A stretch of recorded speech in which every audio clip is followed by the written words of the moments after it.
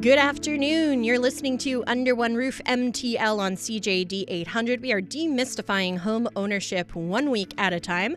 My name is Robin Flynn, joined in studio, as always, by Fred Pichette and Martin Spalding of Fred and Martin Mortgages. Good afternoon, gentlemen. Good afternoon, Robin. And we've got LJ Aguinaga of LJ Realties. Hey, LJ. How you doing? I am good. We have, shall we say, a lot to talk about this week. I don't know. Something in the news?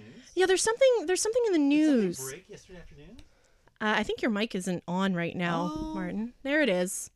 There we go. You want to speak? Make sure we can hear you. There we go. 1, 2, 1, 2. There you go. Why We've got ya. Is something in the news? Did Yeah, something there's break? been some Was things. there a press conference last night at 9 o'clock? 9:30 on a Saturday. Was Jeez it Louise. 9:30? Ugh, so late. But yeah, we're going to get to all of that and how it impacts home ownership. Because if you own a home and you're on a variable rate, a fixed rate, doesn't matter what kind of rate you got, this is going to affect you in one way or another. Yesterday, though, is that he played golf. Who, I Trump? don't have to mention the he. Yeah. He played golf, signed an executive order, and then probably went out for dinner. Oh, yeah. just a normal day in the White House. It's, you know how it it's is. a weekend day, Martin. Why not? Yeah. Mar-a-Lago, we're going to play a little golf, and then we're going to stick it to our best friends. Our best friends. Yeah. Our Ex-best neighbors to the friends. north. Ex-best friends. Okay, exactly. we're going to get to all that in just a sec. I want to get to our trivia question of the week first, brought to you by Felix and Norton Cookies. You can visit their store at the Blue Haven Shopping Center, by the way. Our question this week, if you think you know it, 514-790-0800. Text in with your name.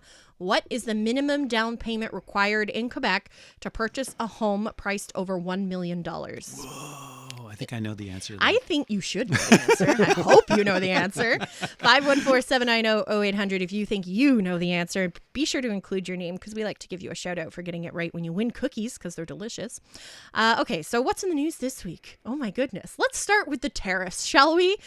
Donald Trump signed an executive order yesterday announcing that he was going to levy tariffs against Canada, 25% on all goods except for energy, which is at 10%. And Kind of self-serving, don't you think? little self-serving. Yeah. And then in kind, Canada came forward and Justin Trudeau held a late night press conference yesterday announcing Canada would retaliate with 25% tariffs on, I believe, $155 billion worth of U.S. goods. Starting on Tuesday with, I think, $30 billion worth of goods on Tuesday. Now, Justin Trudeau came out strong. I thought, personally, that was a very unifying speech. I thought it was interesting that he called on all the times that Canada has stood with the United States. He quoted JFK, reminding Donald Trump of who Canada is. It was definitely a history lesson last night. It was a history lesson, and we're already seeing the effects today. I've seen American alcohol being pulled off of shelves across Canada. Premiers are already doing a whole bunch of stuff. Doug Ford is talking about cutting off energy supply to the northern U.S. states. Like, guys, we're in a trade war. This is no longer speculation. Canada and the U.S. are at war right now. It's always amazing, though. So I was watching the CBC last night, right? So Justin reached over and tried to say, hey, we're family, Yeah. we're strategic allies, we're trading partners. Then I watched the American networks this morning, and the person that was being quoted said, hey, listen, Canada, it's simple. Just get in line. Jeez. Just get in line. Which American network were you watching? I was watching NBC. Oh, I would have thought Fox News. No, it was just basically, it was very simple. If you want concessions and if you want to speak to Donald Trump, just get in line.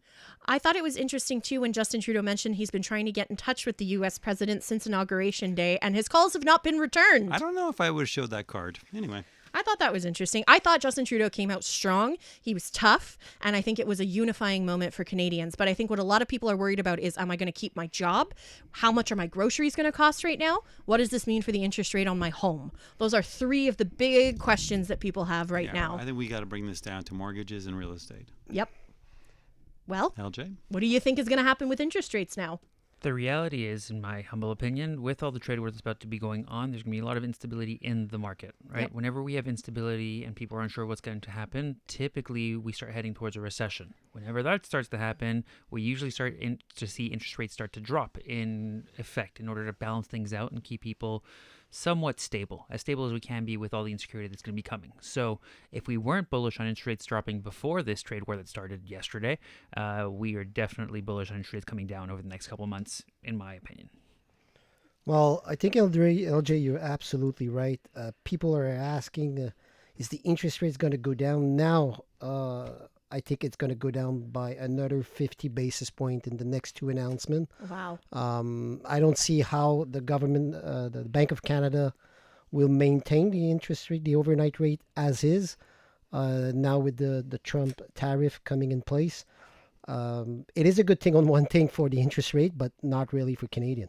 No, because I mean, if your interest rate is low, that's great, but you need to have a job to be able to pay your mortgage. That's the big thing, right? And everyone, obviously, even just living in fear, even if you haven't lost your job yet, but you're unsure if you're going to keep it or not, people are going to be making very different decisions. It's going to make people be a lot more cautious when approaching spending in general. Therefore, we're probably going to see inflation starts to come down because people are going to be spending less, obviously. And we're preparing for we've been talking about recession for the last year now. With this in play now, obviously, I think it's clearer now than it ever has been. Martin, what do you think? I think the rate cut this week was preemptive. 100%. And I think it was meant to protect the economy because we knew the tariffs were going to land. I think that the next rate cut is going to be in March, and I think that we need to play a wait and see game to see the full impact of the tariffs before that we can really state that in March we're going to see another rate cut. It was interesting because on the CBC last night they had an economist, and he made a really good point in that, we usually lower rates to stimulate the economy, and we raise rates to attack inflation. And we're kind of in a bipolar situation right now whereby we may need to stimulate the economy, but we may need to address inflation. So the point he was making is that it's really uncharted territory right now.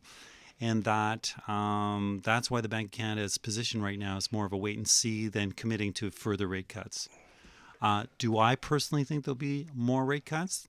We've been telling this to our clients, and we think that rate cuts are still on the agenda, but maybe not the same clip as we saw last year. And it can take a while to feel the effects of the tariffs. I was also watching the CBC coverage last night, and they referenced that it can take 6 months to truly feel the effects because there's people who are already stockpiling on parts for auto manufacturing because otherwise the auto plants would be forced to shut down because one car can pass back and forth over the border like 5-6 times before it's actually finished, right? So, I mean, it might take a while to truly feel the effects of this. And to understand what the actual impacts are, right? Because are we going to start tracking these parts, or are we going to start tariffing them every time they cross? Yeah. Because if that one vehicle is going to cross 5 or 6 times, it doesn't make sense to tariff it on the 5 or 6 times, obviously, right? So it's understanding how this is all going to play out, what exceptions are they going to make, or is Canada going to step up and decide to be strong and start putting tariffs on our energy and start cutting down that kind of flow, if you will? Because it depends what road we want to go down and how we want to position ourselves. But one thing's for sure, interest rates are going to be impacted, spending is going to be impacted, and therefore we'll see where the rest of the chips land. When it comes to fixed rates, I know variable rates is something we talk about a lot and how interest rates play into that, but will the tariffs impact the bond yields as well? Is this something that we have to be paying attention to? Well, it's a bit of a roller coaster ride right now, right? Yeah. So, again, it's kind of a wait and see. I mean, it's funny, this week, Fred and I saw actually fixed rates coming down. Wow. And it was kind of unexpected because generally we get an immediate announcement subsequent to the Bank of Canada's announcement, and we see variable rates, so the prime rate minus the discount. But then we just got an email this week where we saw some very favorable fixed rates coming out. So, we didn't expect it, but we jumped on it because we have a couple clients that actually want to refinance their homes. I have a question about that, actually. Do you think that they're trying to lower fixed rates because they think more and more people are going to want to opt for a variable rate because they're expecting interest rates to sort of tank this year? Well, as Martin says, the fixed rates are linked to the bond yield market, which is it's hard to answer that question right now. Obviously, lately what we saw, the rate cut, and people, give them always a call. Hey guys, the rates went down. How come? Well, yeah, what came down is the variable rate, which is the prime rate of Canada that linked to the overnight rate. Again, what's going to happen with the fixed rate? I think with all LJ and Martin says about the tariff, about the economy grow, and the inflation, I think fixed rate will go down slowly as well. But it's uncertain right now. If you're ready, by the way, to take the hassle out of property management because life is too crazy right now and the last thing you need to worry about is property management, outsource it. Give the Plex Doctor a call, 514-709-6397. You can also visit their website at Plex Doctor. That's plexdr.com. This is the Mortgage Minute.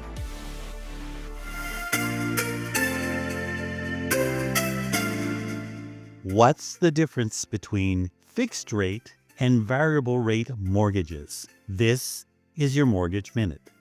A fixed rate mortgage locks in a set interest rate for the loan term, providing consistent payments. A variable rate mortgage has an interest rate that fluctuates based on the lender's prime rate, which typically follows changes in the Bank of Canada's overnight rate. When the Bank of Canada adjusts this rate to control inflation or stimulate the economy, variable rates can rise or fall. Fixed rates, on the other hand, are influenced by the bond market, specifically government bond yields. When bond yields rise, fixed mortgage rates usually increase as lenders need to match their cost of borrowing with market conditions. You're listening to Under One Roof MTL on CJD 800. I'm Robin, that's Martin, that's Fred, that's LJ. We're with you until 1 p.m. So interest rates are dropping. When we talk about interest rates dropping, usually we mean a variable rate is dropping. But fixed rates are dropping too because of what's going on with the bond market, which is actually quite complex. LJ, I know you wanted to say something about this. Just that in the last 5 days, we've seen the Canadian bond drop 22 basis points. And that aligns with what Fred and Martin were just speaking about, the fact that some lenders have dropped it 10 to 20 basis points in response, because it really does track that very clearly. So if you're unsure, you can always just Google CMB 5-year, and you can go on Market Watch or one of these websites, and it'll show you where the bond is at today. So I think today's at 2.78 roughly, and that gives you an idea of how it's moving. Okay, interesting. Right now, Fred, Martin, if you had a client come to you, they're ready to purchase a home, would you recommend a fixed or variable rate for them? Oh, it's a good question, Robin. I think both answers are good. You know, like if you're very conservative, I would say potentially you could go on a fixed rate, especially if you're a first-time home buyers. You would know your payment. You will be able to budget easily. But on the other hand, if you're looking at the market right now and you want to take a chance to save interest, a variable rate is a good option. And it's going to keep going down, right? Like Fred, you just predicted another 50 basis points. Well, not 50 in one shot, but I would... No, but total for... the next announcement is March 12. I think we're going to have another rate cut of 0.25. I agree with everything that Martin says. But I think now with the Trump tariff, I don't see how the economy will grow as fast as it's supposed to. And the next one is in April. I don't expect a 0.25 rate cut each announcement.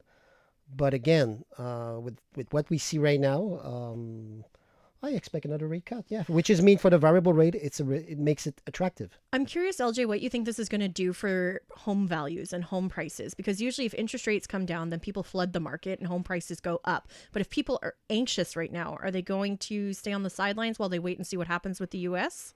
It's a bit of a mixed bag, right? So the first question is, if people are nervous about losing their jobs, they're probably not going to be buying a property because it's a large investment to be making. They want to keep their cash on hand to have reserves so that they can weather the storm if that were to happen. Now, I think it really depends on the price point, right? At higher price points, you're going to have people who have more stable jobs who are less concerned about this, who are probably mitigating it and working on that front. And therefore, as that starts to happen with interest rates going down, we're probably going to see a larger spike. In the lower price points, I think there's still going to be enough people who will have the funds to get into the market and who have been waiting on the sidelines this entire time, at least in our market here in Montreal, because I know the rest of the Canada is dealing with a bunch of other things.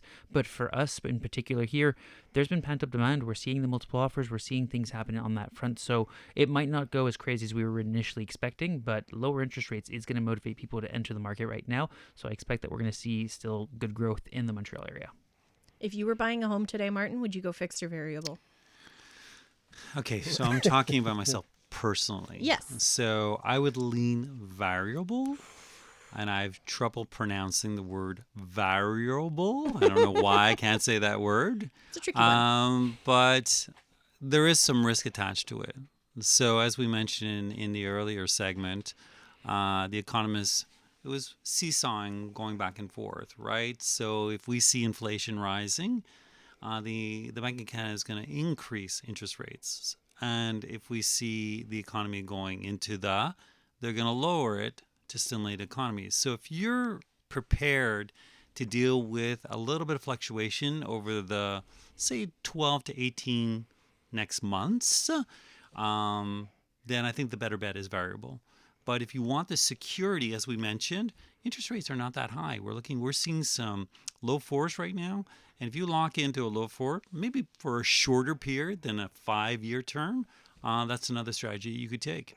So I think what I would do, personally, I would go variable until interest rates, I feel, bottom out or they hit the sweet spot that I enjoy. And then I will lock into a fixed rate because I like stability. What is that sweet spot that you enjoy, Martin? That's a good question. That's a very loaded question, LJ.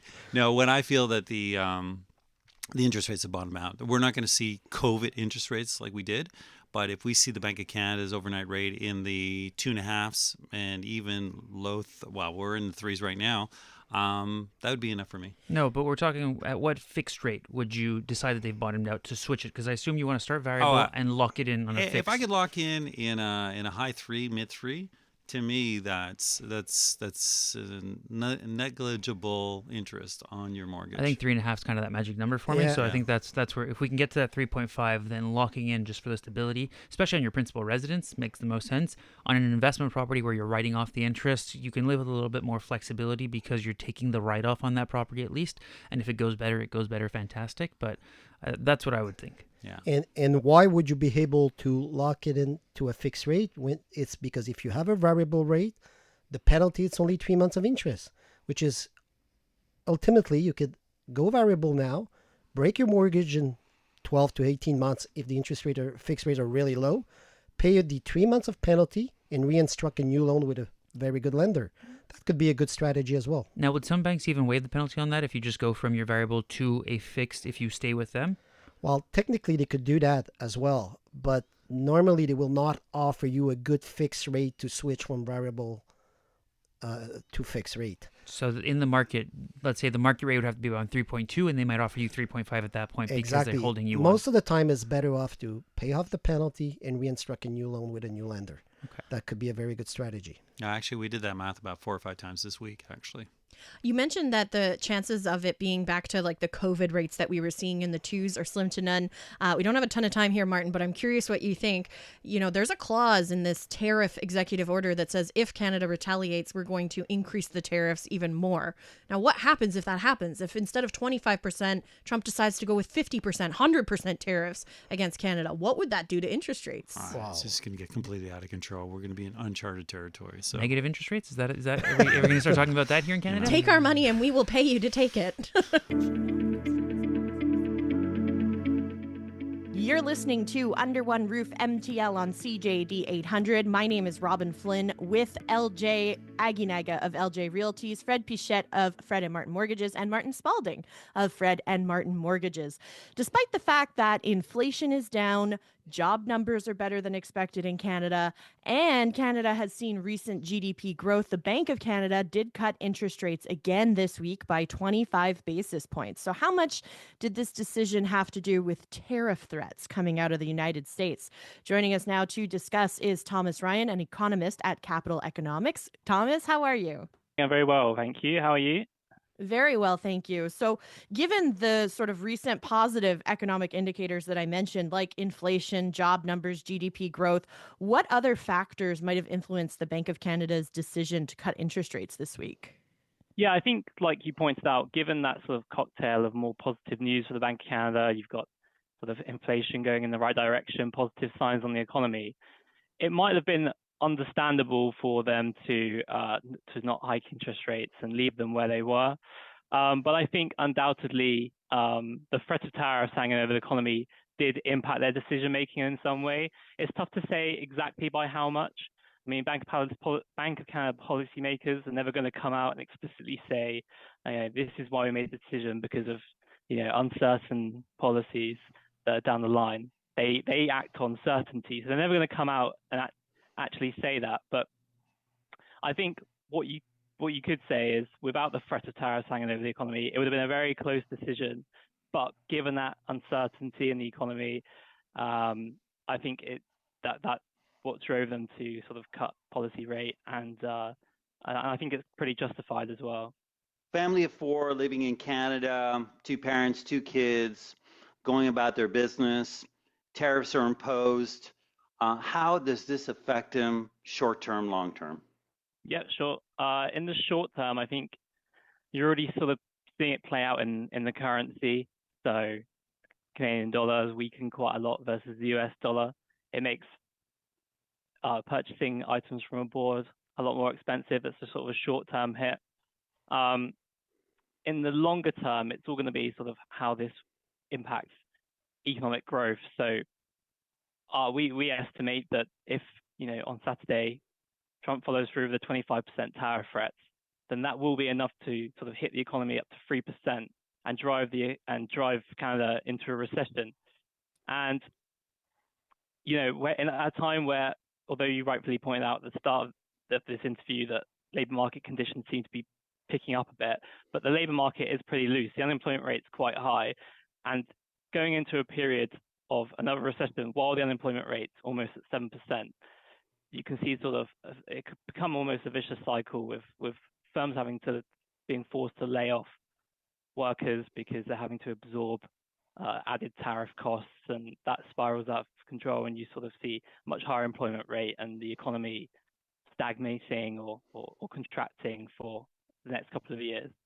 I want to ask you, could this trade tension affect Canadian interest rate or mortgage lending condition if inflation or economy instability increase?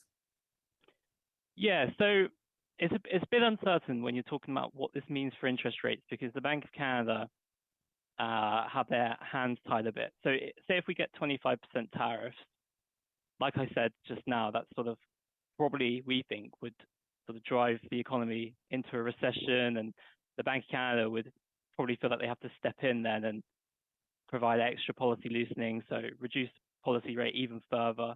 However, on the other side of the coin, the Canadian government have obviously come out and said that they will sort of impose retaliatory tariffs, assuming the US tariffs come into effect, which would sort of put upwards pressure on prices and might test them in their mandate to keep inflation below 2%. So I think they've sort of got their hands tied either way. I think it's reasonable to assume that they would step in to provide a bit more policy support, and so you could see a bit of downward pressure on mortgage rates in that 25% tariff scenario. However, if you're someone that's out there looking to buy a house, it's no real comfort to you if mortgage rates are a bit lower, but you don't have a job because the company you're working for have gone out of business because of the extra costs imposed to them by tariffs, and if their company exports to the US. So it's all very uncertain, sort of how this will play out and what it will mean for people, and it's dependent on a lot of things as well, including whether the Canadian government are able to provide support in the form of a fiscal stimulus. So there's been reports recently about sort of spending increases to meet tariffs, and we're working with just a lot of policy uncertainty here. So it's not maybe the most comforting answer for people, but the short answer is we don't really know. Are there any other measures that the Bank of Canada has in its back pocket to address the economy other than reducing interest rates? Because it seems like that seems to be the go-to measure. Yeah, that's the go-to measure. The only other one they sort of have the only other arrow they have in their quiver, I suppose you could say, is quantitative easing. It's sort of a bit more of a complex thing to get around your head rather than lowering interest rates, because it doesn't really impact sort of everyday people as much. They don't really see we see lower interest rates when they reduce policy rate, but we can't really see the impact of quantitative easing. Essentially, it means the central banks step in and buy a load of Canadian government bonds, and that sort of puts downward pressure on interest rates further out. So I'm talking about interest rates that are like with 10-year tenors, 15-year tenors. So that normally is quite supportive of anything that's on longer term interest rates. Like mortgages is the classic example. So the other thing I could think of, they've just announced the end of quantitative tightening, which is the opposite. They could start resuming bond purchases again, and in that scenario, you could see a bit of downward pressure on mortgage rates, help support the housing market. But really, the only sort of main tool they have is lower interest rates, and even that's as economists say, a very blunt tool. They don't really have much control over the benefits that offers and the distribution in terms of who that helps. Trump was giving a speech, and he said he had 4 great loves, and one of those great loves were tariffs.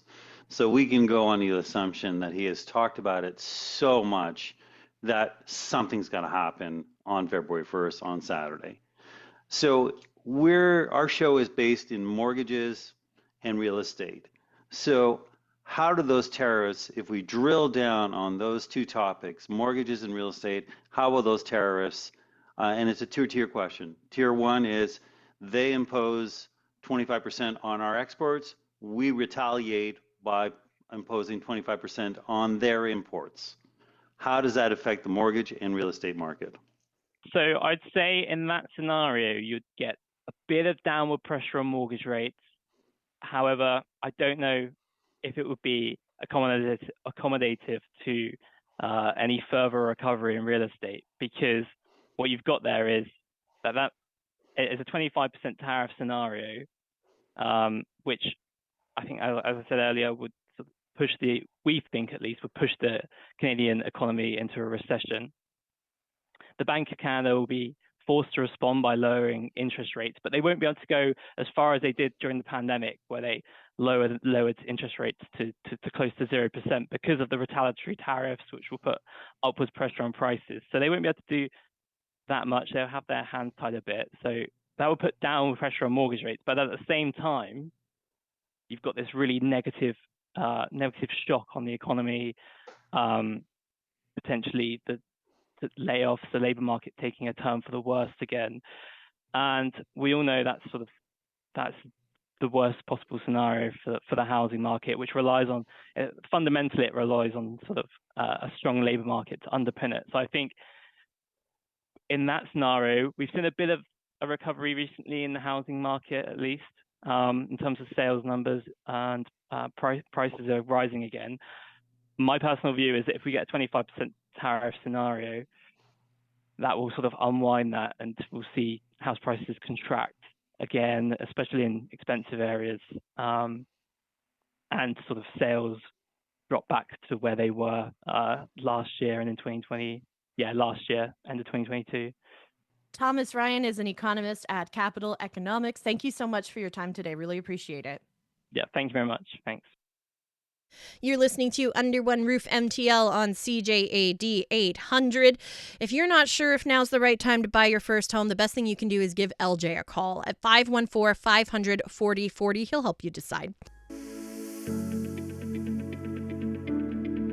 You're listening to Under One Roof MTL on CJAD 800. We're with you for another 10 minutes until 1 p.m.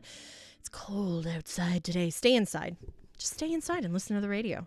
Much warmer in here. My favorite part of the show every week is the property of the week, just because I love browsing properties online. I spend a lot of time on Centris for somebody who is not buying a house or in the market to buy a house right now. And when LJ posts content on social media like choose your favorite kitchen, I eat it up. Love that stuff. So what do you got for us this week, LJ? Wake up to breathtaking direct views on the Lachine Canal. Welcome to 1548 Rue des Bassins, apartment 421, a rare oversized one-bedroom condo in the heart of Griffintown. Originally designed as a 2-bedroom, the original owner customized it for an ultra-spacious layout. Enjoy floor-to-ceiling windows, a private balcony, and a stunning waterfront scenery. Complete with 1.5 baths, garage parking, 2 storage lockers, and kayak storage, plus access to the indoor and outdoor pools, a gym, and a rooftop patio. Offered at $825,000, don't miss this opportunity. Stop by our open house today from 2 to 4 p.m. Alexandra will be on site and be happy to show you around. Now, for my favorite restaurant in the area, I have to go to Mano Cornuto.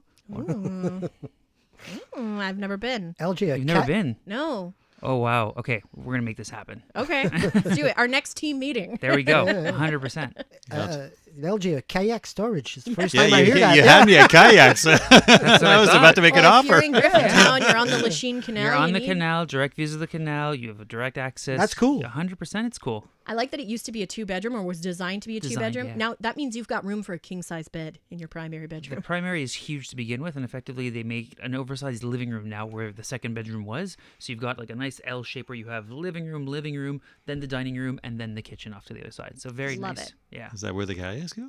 The kayaks go downstairs next to the dog washing station. Dog washing station. This is meant for Gen Z. Are you allowed to have a pet in this, a dog in this condo? Well, of course, they built a dog washing station.